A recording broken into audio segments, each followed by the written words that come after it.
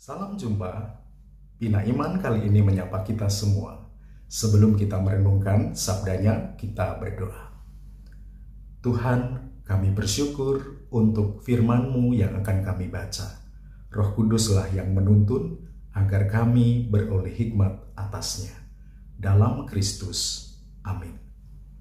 Inilah sabda Tuhan menurut Amsal pasal 2 ayat 1-5.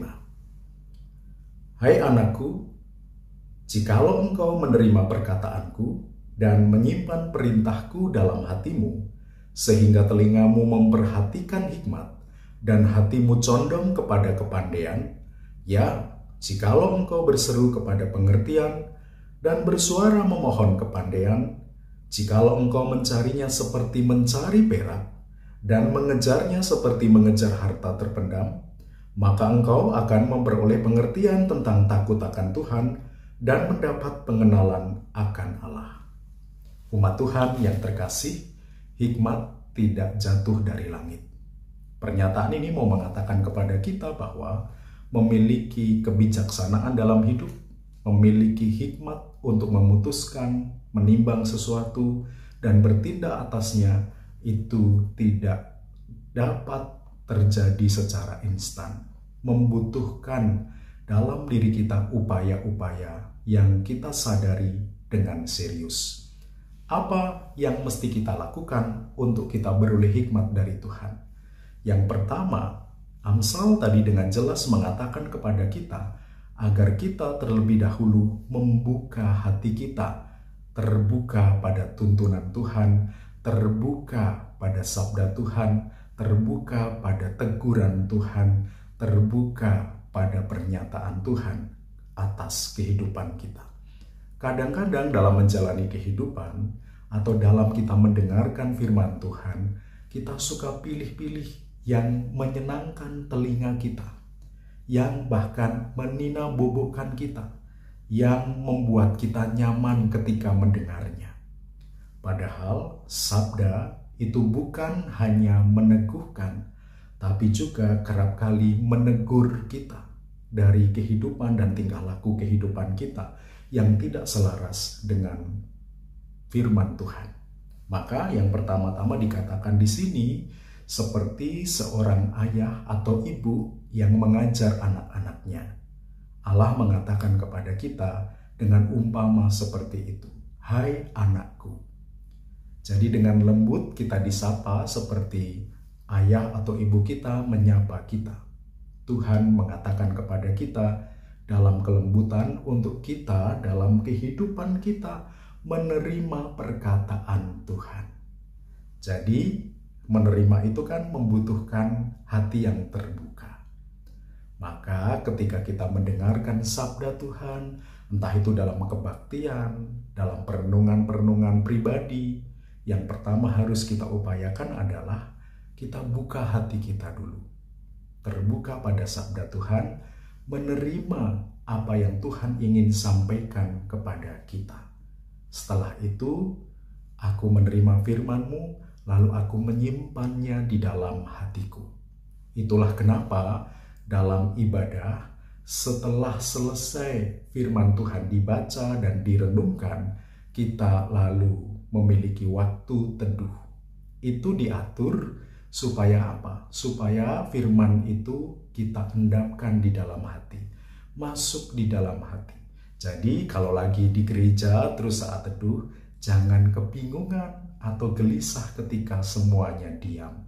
Memang itu waktu khusus yang disediakan agar sabda ini mengendap, masuk ke relung-relung hati kita, kita pikirkan dan kita renungkan lagi, kita koneksikan dengan kehidupan keseharian kita. Sehingga sabda lalu berbunyi. Sehingga doa yang sering kita naikkan, biarlah sabda ini bertumbuh, berbuah lebat dalam hatiku, itu mesti dimulai dari ini. Dari kesediaan membuka hati dan lalu mengendapkan firman Tuhan dengan cara menerima dan menyimpannya di dalam hati kita.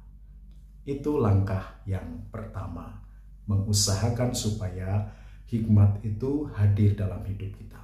Sudah berapa ribu kali kita mendengarkan firman Tuhan dan perenungannya. Tetapi apakah firman Tuhan dan perenungannya itu sudah mengubah perilaku hidup kita? Sudah mengubah dan membuat komitmen kita untuk hidup selaras dengan hikmat Tuhan itu kita hidupi? Atau hanya berhenti di ruang ibadah, pulang dari gereja, lupa semuanya? Jadi langkah kecil yang saya usulkan adalah setelah sabda Tuhan disampaikan, berilah hati kita ruang yang lega untuk kita bersama-sama merenungkannya, mengendapkannya, lalu kemudian mengingat lagi poin-poin penting apa yang ingin ku kerjakan, komitmen baik apa yang ingin ku lakukan setelah aku mendengarkan firman ini dan ku hidupi dalam perjalanan kehidupanku yang Tuhan masih anugerahkan. Itulah upaya pertama. Jangan lupa juga untuk kita memasuki doa. Berdoalah, mohon supaya Roh Kudus tinggal dalam hati kita dan menolong supaya kita dimampukan melakukan firman-Nya. Nah, kadang-kadang kesulitan kedua dari firman itu tidak menjadi hikmat dalam hidup kita adalah bukan hanya yang pertama tadi tidak mau membuka hati, tetapi juga kita kerap kali hanya melibatkan diri kita sendiri. Saudara dan saya tentu juga memahami bahwa sebagai manusia kita terbatas. Firman Tuhan mengatakan daging itu lemah. Maka apa yang mau dikatakan? Kita membutuhkan kuasa Tuhan, penyertaan Roh Kudus, supaya Roh Kudus yang membuat kita mengerti itu juga menjadi Roh Kudus yang kita beri ruang untuk menolong kita berkomitmen melakukannya dan lakukan firman itu. Bagaimana cara supaya Roh Kudus tetap tinggal dalam hati kita sehingga firman dapat kita kerjakan? Berdoalah. Setelah firman itu kita terima dalam hati, kita endapkan, lalu berdoalah. Tuhan, mohon Roh Kudus-Mu menuntun aku supaya firman ini dapat kuperjuangkan untuk kulakukan agar hidupku mengalami perubahan. Dan di atas semua hal itu, semua yang kita lakukan, kita landasi dengan takut akan Tuhan. Bukan ketakutan, tapi hormat, memuliakan nama Tuhan. Biarlah hidupku memuliakan nama Tuhan. Biarlah keseharianku nama Tuhan dipermuliakan. Itu yang disebut dengan takut akan Tuhan.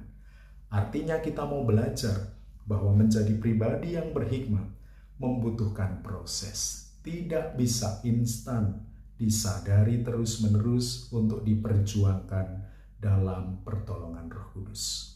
Ingat step-stepnya yang sudah tadi saya sampaikan.